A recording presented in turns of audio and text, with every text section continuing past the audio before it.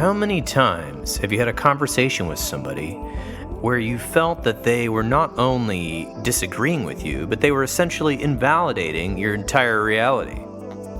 And how many times have you ever spoken with somebody where you were so sure that you were correct about something, but you were actually imposing your reality onto somebody else? In today's episode of The Intentional Clinician, I'm going to be talking with Joelle Prevost, a licensed clinical social worker from British Columbia. She is the author of The Conversation Guide: How to Skillfully Communicate, Set Boundaries, and Be Understood. She writes, "Most of us have everyday conversations with ease, yet we can get tripped up when the topic turns serious or emotional. We may fumble or freeze. We may fear saying the wrong words, making things worse, or just getting stuck in an endless argument cycle. Fortunately, there are viable steps we can take to improve how we speak to others." In her book, The Conversation Guide, she teaches 10 skills for making all types of conversations less stressful, easier, and more effective. So today, on The Intentional Clinician, we're going to be speaking about her book, her journey to writing her book, how the book has changed her, and how her clinical practice has informed the book. We're also going to talk about other books related to boundaries and communication, and I really think you're going to enjoy the overall conversation. And if you're enjoying the Intentional Clinician podcast, please give us a rating on iTunes or share the show with somebody you know. I'd surely appreciate it. All right, and now let's get to the interview with Joelle Prevost. Welcoming to the Intentional Clinician podcast, Joelle Prevost. Thanks for being with us today. Thank you so much for having me. I really appreciate it. Absolutely. So, as we know, this podcast today is all about your book, The Conversation Guide: How to Skillfully Communicate, Set Boundaries, and Be Understood. So I'm really hoping that hopefully we can model healthy communication during this podcast. I hope so. Yeah, that's a good goal. Excellent. So, I'm just going to come right out with it. I love this quote that you sent me, which is, "Through my work as a counselor, I've been able to boil down almost all miscommunications to either having your reality invalidated or imposing your reality onto someone else." And I was wondering if you could just maybe talk about that for a moment. Definitely. Yeah. So through my work as a registered clinical counselor up here in British Columbia, Canada, I work with individuals, I work with couples. I hear about, or I see in real time, people having conflict, arguments, miscommunications. And definitely, I feel like it's something that I call defensive realities coming up, where I talk about this in the book. It's, we all have our perspectives on things. We all have the reality we live in. The way we interpret the world around us has been shaped by a lifetime of experiences, all of our belief systems about ourselves and the world. And so we can be in the exact same situation as someone, yet have a very different perspective or reality kind of happening. And they're both valid. They're both right. And the example I use in the book that I've, heard other kind of psychology people use the same comparison is that meme of that dress that was, many years ago, where people either see it as black and blue or they see it as gold and white. And so no one's right or wrong. We know that the dress's real color is black and blue, but the photo of the dress, what color is the photo of the dress? Well, It depends on who you ask. So I see the photo as black and blue. I don't know if you remember that meme. Do you? I don't, but I remember one where they would say, is this a picture of an old lady witch in the forest or a young maiden? And I remember seeing the old witch first, and it was supposed to be some sort of test. And then you look at it from a different perspective and you see this like young person walking. Definitely. That's a great one as well. And there's tons of cool ones. You can go on the internet. There's some audio ones. There's other visual ones. And so, if let's just for the example's sake, then say you disagree with me and you see the dress as gold and white. If I were to come to you and say, well, the dress is black and blue, the first thing you would probably do is come in and defend your perspective, your reality. Say, no, it's not. It's gold and white. So that's what happens a lot of the time is like well, you did or said this. And the other person will say, no, I didn't. And now they're going to argue about what happened and whose perspective is correct, rather than attending to what is actually the issue, which is probably someone's feelings are hurt, or there needs to be some change or solutions found in some form or another. And so a lot of the time we get caught up in this defensive realities where we're either imposing the way that we see things on someone else, like the dress is this color, like you did this, you said this, you made me feel X, Y, and Z. Or, them coming and doing the same thing of like, well, no, I didn't. And then so again, you're defending. So there's the imposition and defense that just kind of go back and forth. And a lot of the times I see people get exhausted and just give in, exhausted and just give up the conversation.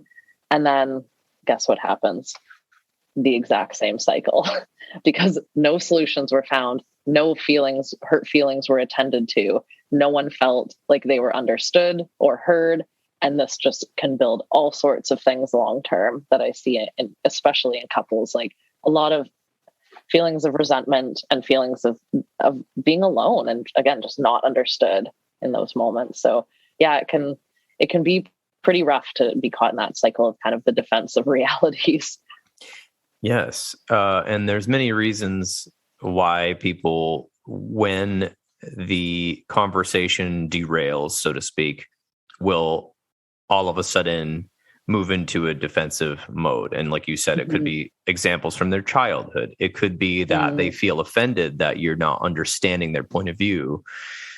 And it could be most likely that we're missing the entire boat, which is that we're both offended and we have to be able to work on our feelings rather than the facts. And if, you've grown up in Western society, our culture seems to be more heavy on fact and what is fact versus fiction versus how do people feel about a certain thing. Yet at the same time, we see that if you look at there's like these big debates between sociologists and economists, where the economists are saying, well, people are only moving in their best interests. They're only, acting in their best interests. But if you actually look at human behavior as a whole, you see that people have babies. That's not really economically viable. People do all sorts of things for emotional reasons, right? They buy things they don't need. All these sort of things. So emotions are really running the show a lot of the time, but we in our Western culture believe that knowing the right thing seems to be very important. And thus, if you're in a couple or a friendship or in a work relationship, being right or being the one that is correct seems to be a bit of a false idol, which can cause major rifts, which could easily be fixed if we could communicate. So I do think that our culture definitely keeps couples therapists in business, and conflict mediation lawyers and therapists. And nowadays, when you hear about people that have difficulty communicating, you actually hear the word toxic. They're toxic. They will not bend or come to a resolution with you, with others.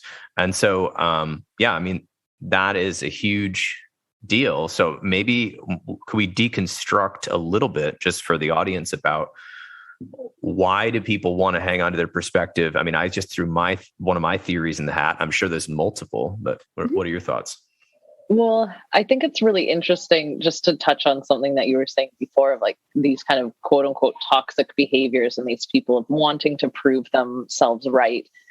That's one thing that I really outline in the book and with my clients when I'm working on these kind of communication skills coaching, is that having realistic goals for your interactions is so important and is basically step one. That's before we even talk to someone or around them.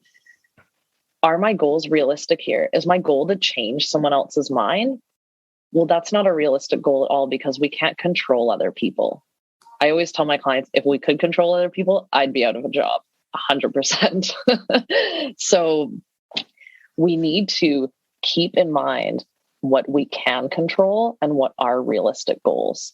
And so I've broken those down in my book into 3 kind of different categories of like, a realistic goal could be to try and understand the other person, give them a chance to describe what's going on for them and work to understand them. That's a realistic goal, because you can control that on your own end by like trying your hardest. Of course, maybe there's things in the way that you can't fully understand them, but you can have the goal to try to understand them, give them some space to talk.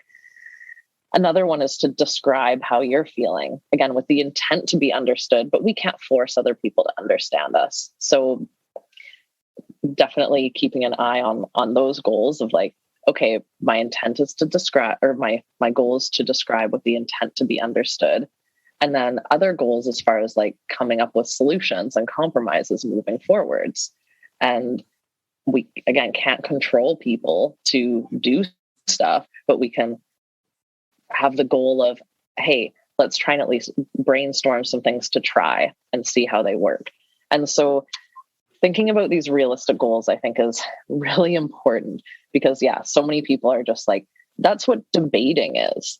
That's not real life type conversations. So if the goal is to try and like prove someone wrong or change their mind, that's probably not an interaction that's going to go very well. Yeah, I definitely agree with that. I think that you're talking about, in having goals, it's almost like you have to work on the setup and the framing, and you have to have permission to do any of this, because if you don't find out if that person is okay to try for your goal, or if they're ready for that, then we're not only not understanding each other, we're coming from 2 different viewpoints of what the goal of the conversation is. If I can throw my little second theory in here about trauma-informed therapies and how the brain reacts to stress. So we know that as hyper arousal, or as the autonomic nervous system perceives more and more stress, oftentimes it can move into a fight, flight, freeze, fawn response out of more of a social connected state of being. And so if that occurs, the autonomic nervous system is here for dealing with stress. I mean, it doesn't know the difference really between mental and physical stress. I mean, the nerve endings do, but your mental reaction may not. And so if you feel very mentally and emotionally stressed during a conversation, your autonomic nervous system can think, okay, we're under threat. We need to defend and attack. Defend or attack or run away or maybe placate this individual or these people here, which can lead to a very unbalanced response in the conversation. Because I always hear that people kicking themselves, say, I wish I would have said this. I wish I would have said that. But in the moment, I freaked out and got quiet and ran away, or I swore at them and punched, it's like, well, if I could have done it over, well, it's like, well, you can't do it over, right? And so that's why maybe the framing and the setup is so important. And I know you have a lot of skills you teach in the book, but I'm still thinking about the theory about why does this occur? And I don't know why do we have people in our offices thinking that this is only happening to them? They're like, no one understands me, and it's like, well, definitely. And I think we can all relate to that. Anyway. Yeah, I love talking to clients about this. The urge to defend our own reality is so strong. And I think you've unpacked some great reasons there that I definitely agree with, like the physiological aspects, 100%. Like when our brain switches, it's like the different parts of our brain are, if our prefrontal cortex is switching off and our limbic system is switching on, and we don't have access to the problem solving part of the brains that are going to help us, be able to figure out what's the best way to kind of maneuver this socially. We're just in like exactly that reactive, instinctual kind of phase. So that's where some like grounding and calming tools I find are, helpful starters to some of these things and just emotional regulation tools to help keep yourself in a more, parasympathetic state. So the other thing that I talk about in the book is like, I do a lot of cognitive behavior therapy, CBT. And defending our own reality, basically from a CBT perspective, I would say it's defending our beliefs. And so our life experience is a combination of us picking up different beliefs so that we can make sense of the present and we can predict the future. And without that, we have no way to predict the future, which is very scary for us. So if someone is coming up against our belief system, that is something that we are going to defend no matter what. So we have, like, if you've ever tried to change someone's mind, it's very hard. We all have, confirmation bias and all these other things going on that we just, once we believe something, that's what we believe. And we only like to see evidence that supports those beliefs. And it's a huge part of who we are. And especially these kind of interpersonal beliefs or these beliefs about ourselves, are something that people hold very near and dear, even if they are untrue and maladaptive beliefs. Like we see a lot in CBT is like, I'm unlovable, I'm not good enough, I'm unsafe, I'm powerless.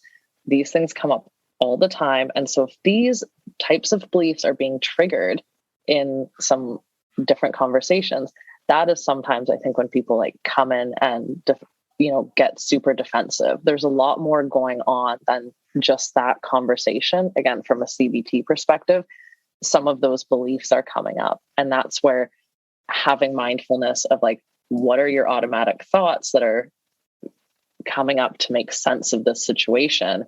And are those even true? Like the big thing in CBT is just because you're having a thought doesn't mean it's true.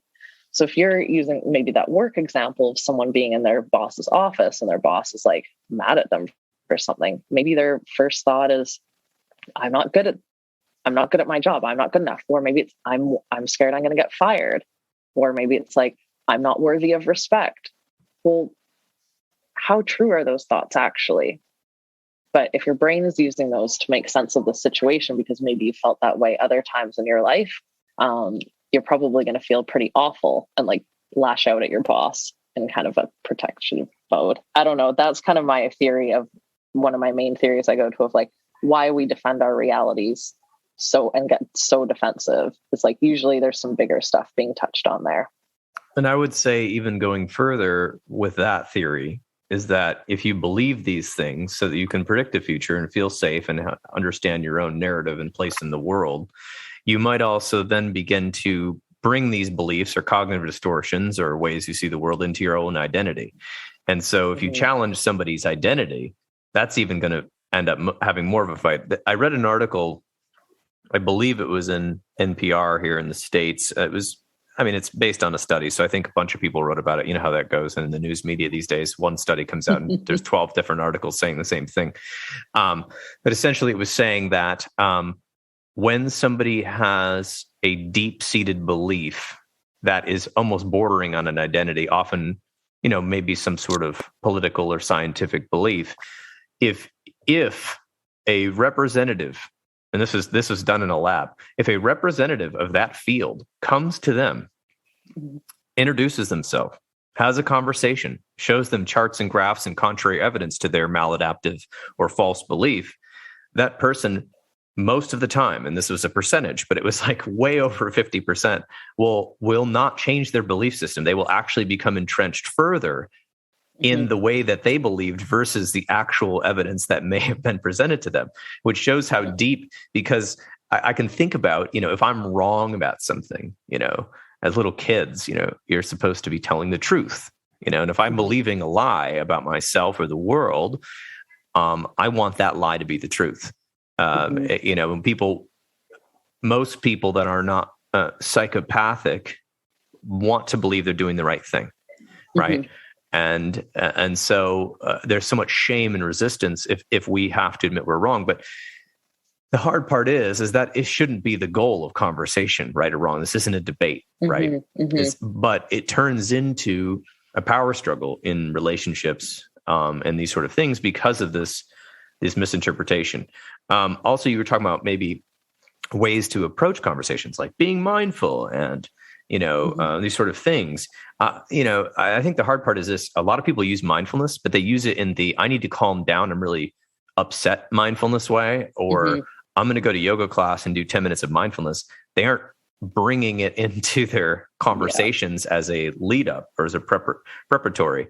And so therefore, I think the more stressed you are based on the physiological research, the less likely you are to have these conversations go well. There's a quote from the mindfulness community, the mindfulness-based stress reduction, which is, "You are not your thoughts."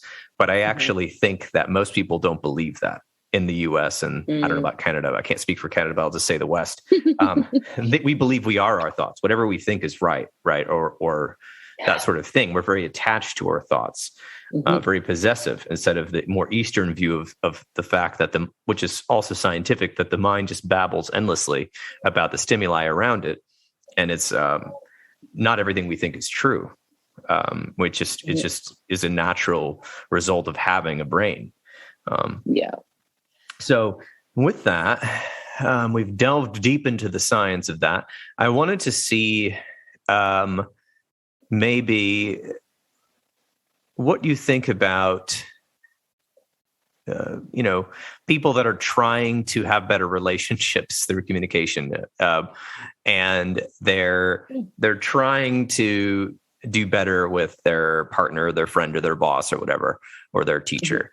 And they're trying to do everything right. They're reading your book, and then things still go south. I mean, what can we tell these people? And I know they need to read the book. I don't want to give away the whole bag here. And we're not, this is not a TED Talk. This is a podcast. But I kind of want to hear what you have to say to folks who are just like, "You don't know my uncle. He's impossible." So unfortunately, that's super hard to answer because it's going to be so situationally dependent on what exactly is going on there, because there's so many different things that could be happening there. So maybe I'll talk about a couple popular ones, maybe more common ones that could happen. So there are some times where we, again, can be using very amazing communication skills. We can be using our self-awareness and mindfulness skills. We can be using our validation skills. We can be using non-imposing language. We can be staying calm. We chose a great time and place that we can have done everything by my book.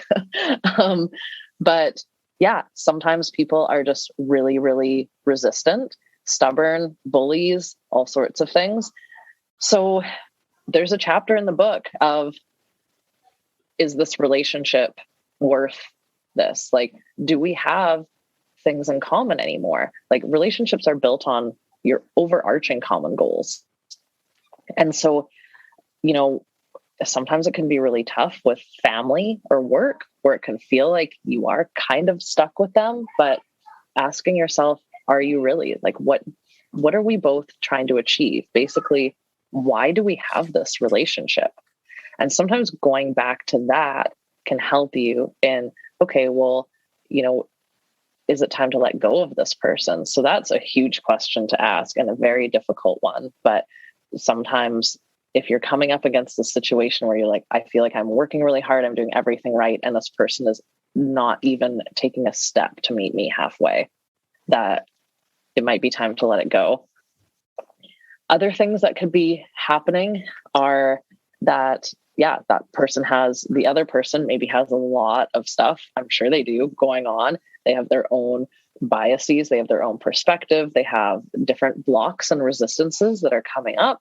And so maybe there's some work that needs to be done and they're not ready, willing, or able to do it for whatever reason, and so sometimes it's being patient and meeting people where they're at. And that means adjusting your goals and expectations. Otherwise, it could, again, potentially be, and these are pretty broad things, but it could be, again, the person who thinks they're doing a really great job communicating, but maybe there's some things that they just aren't aware that are coming across in a way that they don't understand. I remember I had one client, this is just, bless her heart. She said, "Oh, I'm telling my partner, I'm using the I feel statements." I was like, "Yeah, I feel you're being a jerk."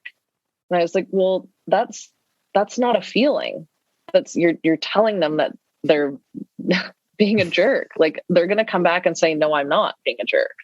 And so, sometimes these skills can be tough, and there are a lot of nuances to communication that can be really hard to get. And we have old habits that are very hard to change. And that's why, working through things with a therapist, a couples therapist or an individual therapist, and letting them know, hey, this is what I did. Like, what do you think? What's another way this could have been interpreted? Like, how could I have maybe said this differently? We can always all improve. And it's going to depend on the person who's on the receiving end too. I could say to one of my friends, like, yeah, you're being a jerk. And they'd be like, totally, I'm sorry. But so that's also going to depend, on the situation is who we're talking to, how well they know you, how they're going to interpret things. Sometimes we can predict that, like with, again, certain friends, I know that they're going to be totally fine with that and know exactly what I mean, and that I'm not attacking them, that I'm that's my maybe cheeky way of saying like, you hurt my feelings a little bit.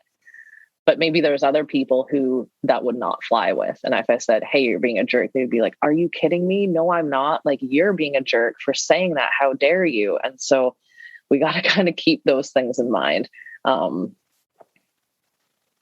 hopefully kind of answers the question. I know it's tough when you don't know the exact situation, but lots of different things could be going on there. Well, I think that is a good approach, because there's no two situations alike. So there are trends and things we've seen, but I think that was a good one. There was a couple of things in here, because in your book, I'm not going to give it away, but just as a preview, okay, you have a lot of skills and you have a lot of examples. And the whole point, what I liked was the summary here was stop avoiding confrontation, establish common goals, set and enforce personal boundaries, validate the other person, and support yourself post-talk. So those are some things that this book will teach you.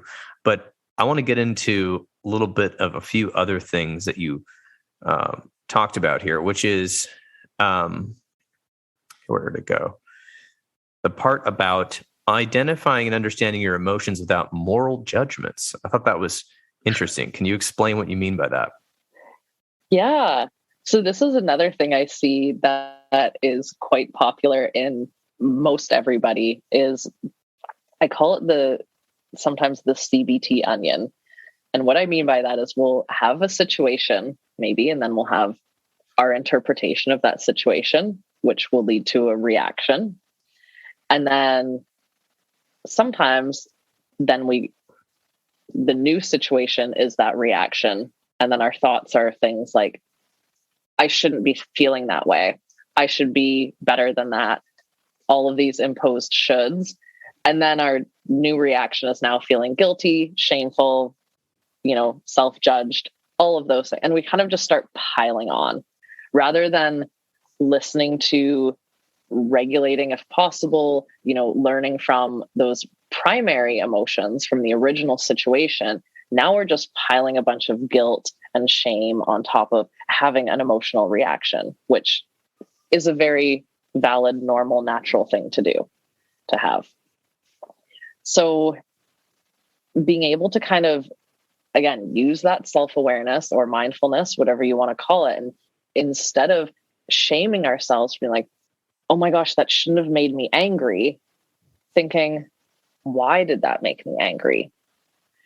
And going upstream from that reaction into our automatic thoughts again of, how was I interpreting that situation? What was I thinking? Again, was what I thinking true? Yeah. And then kind of going from there. There's different ways to break that down, whether maybe it was true, maybe it wasn't halfway kind of true.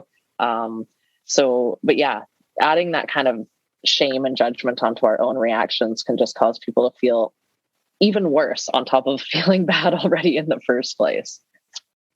Yes. And I think that's a skill to be developed. And I think a lot of people have to read books, learn different coping skills. Mindfulness meditation kind of deals with that as well. And of course, individual counseling as well.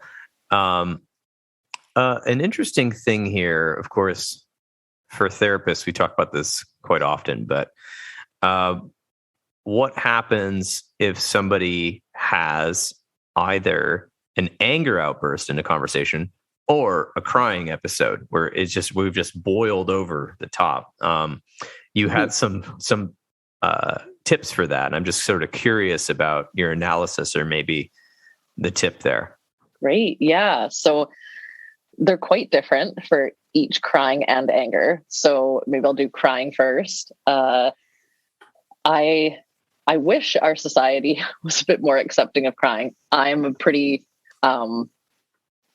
easy crier, I would say, in life. And sometimes you just can't help it, right? You wish you could. So there's a lot of things, again, in our kind of, Western culture that have a lot of like shame and discomfort around when people are crying. It's like, oh my gosh, immediately make them stop. Like, I feel really bad. All of these different emotions come up for people. So I kind of looked at that in the book a bit, and there's just a short section about it. But basically, I mean, trying to normalize it as much as possible. And depending on if you're the person crying or you're with the person that's crying, again, just thinking about like what's coming up for you. Is it the urge to like immediately try and get them to stop rather than being like, are you okay? Do you just want to continue on with the conversation, or do you need some time? Again, as the person who's crying, maybe very briefly attending to like the comfort of the other person, being like, hey, like I'm crying, I'd like to just keep going through the conversation. Like, I'm okay. I'm just feeling really overwhelmed right now, rather than, their automatic thoughts might be like, I'm a terrible person. I made this person cry. They're completely out of control emotionally now. Like, they want to shut the conversation down, which could all be completely untrue. So if you're the one crying, letting the other people in on what's going on for you and like asking for what you need can be really helpful in everybody in the situation feeling a lot more comfortable. So that's one for crying, and there's a lot more I could say on it, but I think sure. that's that one. And then anger is one that, and I love talking to clients about, because it's such an interesting emotion, because there's always so much under it, as we know as therapists. It's like more of a secondary type emotion. And so I love to get clients to explore their anger and ask themselves some questions, and kind of just what is the purpose of this anger? And if we look at some kind of like dialectical behavior therapy theory, thinking even just some other types of therapy theories about purpose of emotions, like anger. And I think I use this example in the book of, if we think about like an animal that's angry, what type of response are they trying to elicit? So they're trying to elicit fear, right? They're trying to like get someone to back off, basically. If you think of like an angry dog, that can be pretty scary, or an angry bear. So if we think about that, it's like, ooh, what am I trying to protect? And so anger can sometimes, most times, be something that's coming out to protect a resource that we have. And that resource might be our emotions, it might be our time, it might be our physical stuff, it might be our kids, it might be, who knows, all sorts of things. So when anger comes out, I say, what are you trying to protect? Because we've kind of been desensitized to it. Just like you were speaking before about some of our brain can't really tell the difference between the physical threat versus emotional threat. I think that's very true with anger too, of like, we still have these almost instinctual reactions, yet being put in our society, it's like, if someone's angry, sometimes they are actually pretty scary, depending on the person. But a lot of the time, if it's like our partner and there's no history of like violence or abuse, it's kind of like we can just shrug it off and be like, yeah, whatever. Like, this person's yelling and angry, but it doesn't really faze me. Like, I don't have the fear response. And so that's why some people just get even more and more angry when the other person isn't kind of like buying into it. So for anger, that's one that I love to ask, is like, what are you protecting? Is that actually, again, is this true? Is that actually being threatened right now? Are you safe? And that can really help to just de-escalate anger sometimes. I like that because that leads me into further behavior discussion. These are instincts, like you said, these are like reactions. And from what we've been learning a lot about the trauma responses, we can then start generalizing to other responses. Humans often will have an emotional or thought response really before they've been able to completely contemplate what they're doing. And it's in micro nanoseconds, and then they make up a story about it. So if you go up to an animal and you raise your fist and they know what you're doing, like a dog, it will cower, right? And we may, or it might come at you with its teeth. I don't know, right? But we're the same way. It's just then we have to like talk about why that occurred and how that occurred, and we have to analyze it. But we'll have a reaction before we actually have a formalized thought, because our body and brain want to stay alive. It wants to survive. So that being said, because we've got pretty advanced brains, and we've studied other animals and primates, there's this trend in psychology that says behind every behavior is a need of, we have a need. That's why we're doing this behavior. There's some reason for it, right? We need something. So if that's something we can remember when we're in conversations and we're dealing with people, how can that help us, I suppose, and maybe help ourselves if we understand that maybe we're angry because we have something that's unmet, a need unmet, or we're crying because something's unmet. Can you explain a little bit about that, maybe from your perspective? So explain a little bit more about, the kind of needs of conversation. Well, when conflict comes up and there's a behavior displayed, right? There's behaviors being displayed that may be, I don't know, divisive to conversation. How do we figure out, how do we not take the bait of the, as the person in the conversation? How do we be able to contextualize that somebody is needing something so that we can become a positive resolution in the conversation versus just another defender or, accuser? Right.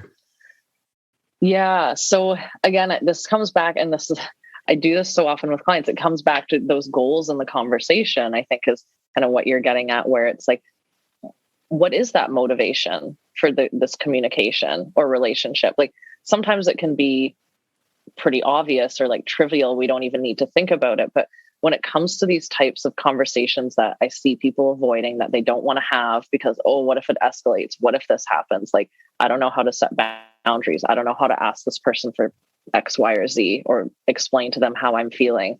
So thinking back to, what are your goals? And on the flip side, what are their goals? And, when those emotions can kind of come up of like, if this person's angry, ask the same question, but for them, what do I think they're protecting right now? What is under threat for them? How can I help them feel safe? Right? Using what we know about someone and even our own experiences to like use our powers of empathy to predict what their automatic thoughts are. What's their belief system like? When I go through some exercises in the book about like how to get better at this like skill of empathy, that we can say, I said this comment, to me, it was like completely fine and a neutral comment, but they took it and are crying now. And what might be going on for them? And that can just be so powerful. And what do they need? And do I need to put my conversation goals on hold now to first attend to them? And so, it can get these communication situations can get really tricky, right? And sometimes we need to digress a little bit and come back to our point later. But that's what's great about having your own goals set out at the beginning of a difficult conversation is like, okay, even if they cry and I need to attend to them, I'm not done the conversation until I've also been able to describe my reality or come up with some solutions to like something that happened. So I can digress and attend to them, but I've got this reminder to get back to what I wanted to get done. So I hear a lot of a baseline of this. I mean, there's lots of skills you can teach, but one of the biggest skills or the largest overarching skill I'm getting is sort of self-awareness and mindfulness of what you want and what you're trying to get out of it. So I think that's a really good point. I think in some leadership books for business, they talk about how when you have a business meeting, you have to formalize it. If between coworkers, if you don't formalize it, what happens is we often digress into family dynamic, weird conversation where everyone's just, you ever seen those fake inspirational meeting pictures where they're like, together we're worse than we were before. Like these like jokes about inspiration. So it's like, it can devolve into that. And so, and then it was in, I don't remember what leadership book it was, but it was a book. It was just these two skills. I said, when you have a meeting of 3 or more people, or even 2 or more people, just say, okay, so, especially about a big topic, like a kind of controversial topic, like, how are you feeling about this topic first? Let's both talk about our feelings. Okay. Now let's talk about our goals of what are we going to cover in this conversation? First of all, what are we going to cover? And secondly, do we have to make a decision about these? And if we're going to make a decision, how are we going to make this decision? So it's like, and I remember I recently tried that in a staff meeting with 3 of us, and it went so well. I was like, oh my gosh, this is great. Versus if we would have just jumped in, like, what do you think about this situation? I think we would have gotten emotional responses cross-wired with sort of like logic problem solving out of order. And I've had that happen before.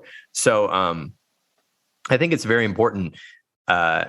You mentioned that you also work in a school sometimes. It'd be great if we had a whole class on conversations and communication skills. I didn't have one when I was growing up. I don't know if they have them now, unless you're like in trouble. Do they have the prevention classes? I mean, I'm here, so I do that a little bit on one-on-one settings, but that's so funny. I was literally just talking to a coworker earlier about how we just wish this was part of the curriculum. I think I heard somewhere in Denmark, they have empathy class for people in schools. And yeah, why aren't we being taught these things? I don't know. I hope it comes out in the curriculum soon. It'll probably be a while, but I hope that's where we're headed. I like to think it is, because I think people are just seeing more and more that we need more social skills, especially in the age of just so much communication with like social media, texting, emails. Things can get really misinterpreted, and there can be a lot of like hard situations that people just, again, tend to avoid because they just don't feel confident they have the skills to handle them. So that's why why I wrote the book. So hopefully that can do for now until we can get this content into schools. That would be great. Yeah. I've always said that every school should have a class either every year or every other year, which takes a semester to go over mental health. What is mental health? Communication and relationships. And I think that we would see a decrease in school violence and bullying and things like that. But who knows? Maybe I'm just an idealist. But I think in British Columbia, we have in health class, healthy relationships segment. So I think we've got, there's some stuff that's really awesome. And I think we're, again, headed in the right direction. That's good. Yeah. In the US, they have mindful schools, which usually means that you're a rich school district and you've hired mindful schools to come in and basically teach everyone mindfulness and communication skills, but it's not part of the actual curriculum as far as I understand in the US as standard curriculum. Not required to graduate, which it should be. I think you have to pass that class. So I want to know a little bit about you in terms of, being a counselor. I was just curious, I don't know how long you've been a counselor, but you've already got a book published here. How has your life kind of changed in your own communication from writing a book where you're now, teaching everybody how to communicate? I'm just curious how that's affected you. Great question. All my communication goes perfectly now. That's what I thought. Yeah. Next question. No, I think and I'm sure like every counselor has such a similar experience where going through counseling school, whatever that may be, is just you are your own guinea pig for so much of that time. And we have our own life experience to draw from because we don't have any clients yet. And so it's like, we're really taking a deep dive into our own selves throughout that process of just getting our designations or degrees or whatever. And so that, I think, just ramps up the self-awareness, and we start to unpack our own beliefs, and that's really great. And then being someone who then has been drawn to communication and these types of skills, I apply them to my life all the time. I have for years now. So my communication still, sometimes stuff comes up that, in hindsight, I'm like, oh, I could have done this differently, or, oh, there's always going to be things that we can do better. But I definitely think my communication has gotten a lot better, having just gone through my counseling school and then really gone through writing this book and really bringing that formal awareness to like, oh, these are the skills I need to bring. Oh yeah, did I maybe forget one? Definitely, I'm not perfect. Like, it's like, oh, I chose a terrible time and place to bring that up. Whoops, like gotta remember to keep that one in check next time. So definitely, I think my communication has gotten better, but nowhere near perfect, but I'll keep trying. Yeah, right. It's difficult because, everybody, we have so many emotions and situations that come up through our day. And especially when I think you're in your career, and your career in counseling, I think the career is very, very diverse and interesting always, right? It's not like I'm working in a grocery store and I keep putting stuff in the bags and then occasionally somebody will, do something odd. I mean, every day you hear new stories, so that can really throw you off. Your game sometimes makes your game better. But I was just thinking about, the old counselor jokes, how people will joke like, isn't your mental health perfect? And I could just see like a friend of mine, if I wrote a book, just like keeping the book in their car and like, being like, hey, you screwed up chapter 3 right there. That's what you did. But I'm just teasing. But essentially that's really cool. So I was curious. I mean, this is just like, I feel like this book is like the beginning. It seems like there's even, you did a deep dive, but I also feel like it seems like if you already wrote a book, not to, let everybody in, but are you planning on writing another book? Are you, is this like your passion? Do you want to go on a speaking tour? Just sort of curious about like where you're going with this. That's a great question. I don't really know. I kind of wrote the book because I wanted to help people. And I thought there seemed to be kind of an empty niche that needed some filling, in that I had clients coming to me again with the issues of avoiding difficult conversations, unsure of how to specifically set boundaries. Like, they had gotten to the point where they were like, I know I need to talk about this. I know I need boundaries, but how do I actually do that? Like, what do I actually say? How do I start a conversation like that? I don't even know where to begin. So they just don't do it. And I did a ton of research, and because I was like, oh, I'll just find a book and like recommend it to them, and or like teach them some skills that like I can learn elsewhere. And I couldn't find anything. So that's where I started kind of getting these skills together. I was like, okay, they first need to learn this like toolkit of like 10 skills, and then learn how to apply them in different orders and like, different, or even on their own, depending on the situation. I was like, found that this was actually being really well received by people, where they were getting a lot more structure than seems like is out there, but they were also having the freedom to adapt it to their own life situation, personal communication style, etc. So I was like, okay, this seems to be going well. I can't find anywhere else that's doing this. So that's why I wrote the book. And I was like, however much it's I think $21 Canadian. I think it's like $17 US. I was like, that's, and it takes about 3 hours to read. So I think you're getting some good money's worth. I mean, my hourly rate is a lot more than that. So yeah, I was like, this is a great way to hopefully reach some people, save some people some money, and it gives some of these tools out into the world. So in no way was I like, oh, I want to write a book. What should I write about? I was just like, I think this could be helpful And then so I had, my only expectation was to like do a fun project, see what it's like to put out a book. I thought that would be neat. I like taking on new challenges and hobbies. So I was like, this will be really fun. It was. I learned a whole ton of cool things about like the publishing industry. And now, as far as expectations for future books, I have a couple ideas floating around, and I'm squirreling away some little like things that, again, I've found helpful for clients, or that I've just, bits of research and things or techniques that I find helpful and interesting. But nothing super solid in the works yet as far as another book. And a tour, I'm not sure. I've done some publicity. You can check it out on my website, theconversationguide.com/publicity. That's, I think, probably about as close to a book tour as I have time for right now, because I'm quite busy. But yeah, I love to do, little speaking things here and there when I can. Yeah, very cool. I appreciate you telling us about your process a little bit, about how it came about. I was actually thinking about this too when I was looking at your book, because when clients come in with these concerns, it's like, well, you got to learn boundaries. So here's a giant book on boundaries. Here's a 300, 500 page book on codependence. Okay.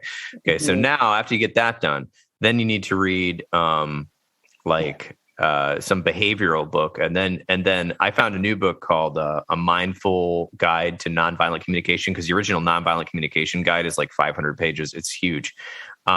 So, but even in that guide, he's got, it's a really good book, but it's more like a philosophical approach, theory, a little bit less on the practical side. So I like what you said, structure. Yeah, I think this is like a structural guide that's practical and applicable, which is really cool, because I think in this day and age, you're welcome. In this day and age, I think the luxury of having time is something, at least in the US, is a luxury now. And I've seen it within my lifetime for various reasons we won't go into, because this podcast isn't about time.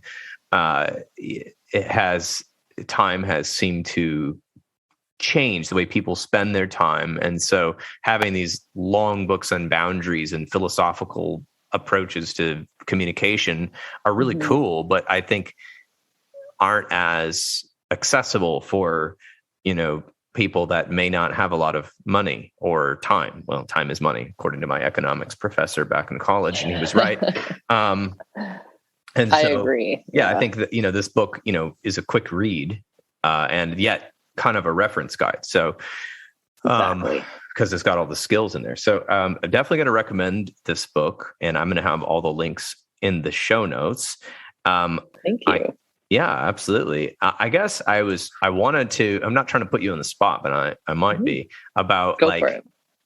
What about people that have just lost hope? They're like, I suck at communicating. I'm the worst. I know these are cognitive distortions, but I've heard this before.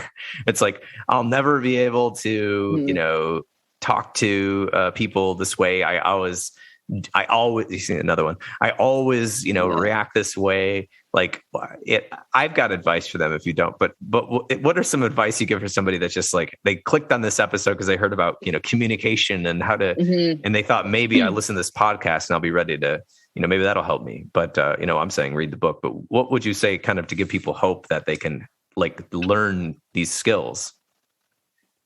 I mean, I've seen so many people learn these skills. I think anyone can do it. That might not be helpful to them because they probably think they're the exception and that no, they can't.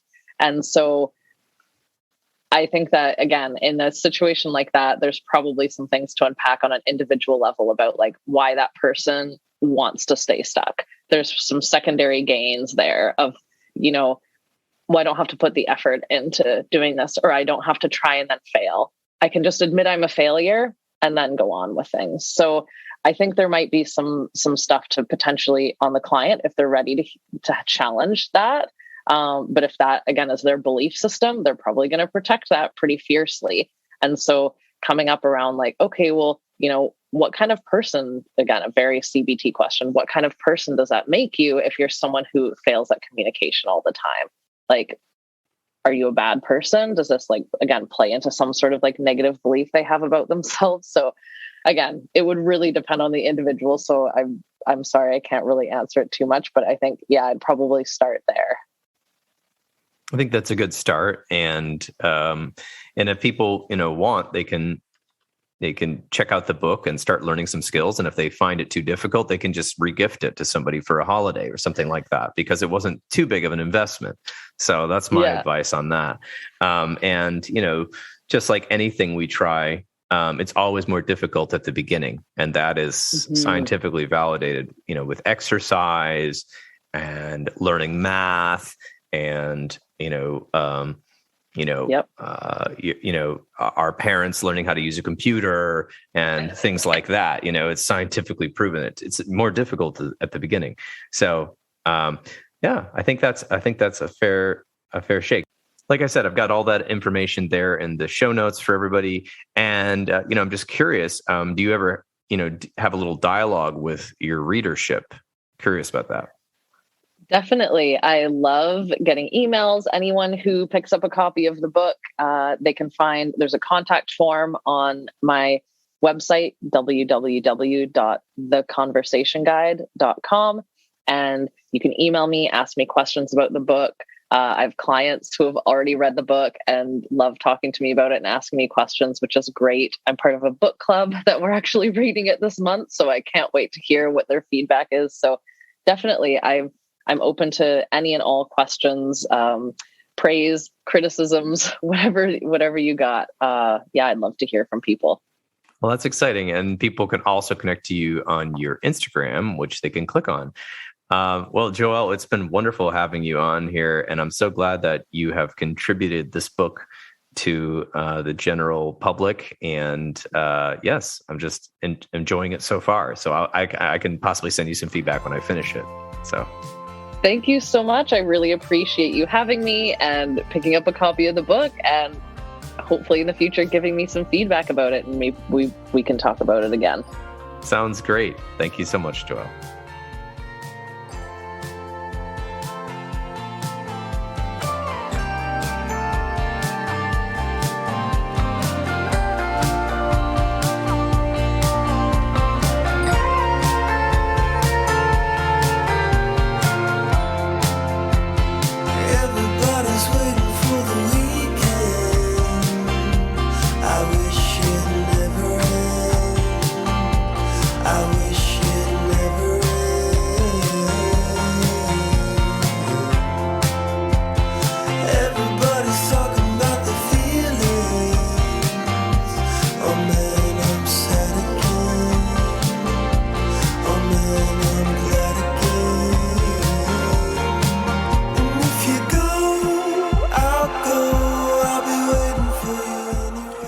And there you have it. This has been another episode of the Intentional Clinician Podcast.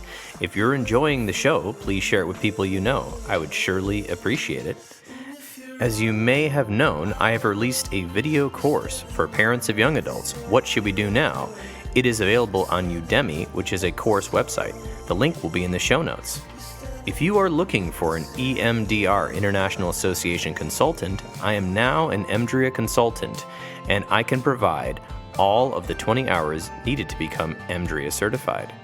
I have current EMDRIA consultation groups going on online and some individual appointments in person. Check out the link in the show notes for details. If you are in need of counseling, do not hesitate to make an appointment with a local counselor in your area. You can make an appointment with the excellent clinicians in the Grand Rapids area at Health for Life Grand Rapids and the Trauma Informed Counseling Center of Grand Rapids by visiting healthforlifegr.com. That's healthforlifegr.com. And thanks to telehealth, if you are in the state of Michigan, you can see the counselors online as well. If you are looking to be trained in EMDR therapy and have never even gone through the original training, I recommend EMDR Training Solutions. The links are in the show notes, and if you use the code INTENTIONAL, you will get $100 off your first training. The recording you just listened to consists of the personal opinions of Paul Krauss and his guest, and while these are based upon the literature they have read in their experience in their respective fields, whatever is said on this podcast should not be viewed as the definitive opinion on this or any other subject. Listening to this podcast is not a substitute for treatment. If you're in crisis, please dial 911 right now or the National Suicide Prevention Line at 1-800-273-8255. Are you a young person of color feeling down, stressed out, or overwhelmed? Text the word STEVE, that's STEVE, to 741-741, that's 741-741, and a live, trained crisis counselor will respond. Did you know that you could support your local bookstore by shopping at bookshop.org? That's right, you can order online from the comfort of your home while knowing that your purchase will go to supporting local bookstores, independently owned ones near you. If you are a therapist and you are not a member of your professional association, I highly recommend that you get involved. It's only a couple $100s a year for the dues, which help pay for the legal costs and other trainings that us therapists need to make sure that our profession is continued to be respected and available to the public. For instance, the Michigan Mental Health Counselors Association is a great organization that I highly recommend in Michigan, and the Arizona Counselors Association in Arizona. Until next time, I'm wishing you all a safe and peaceful week.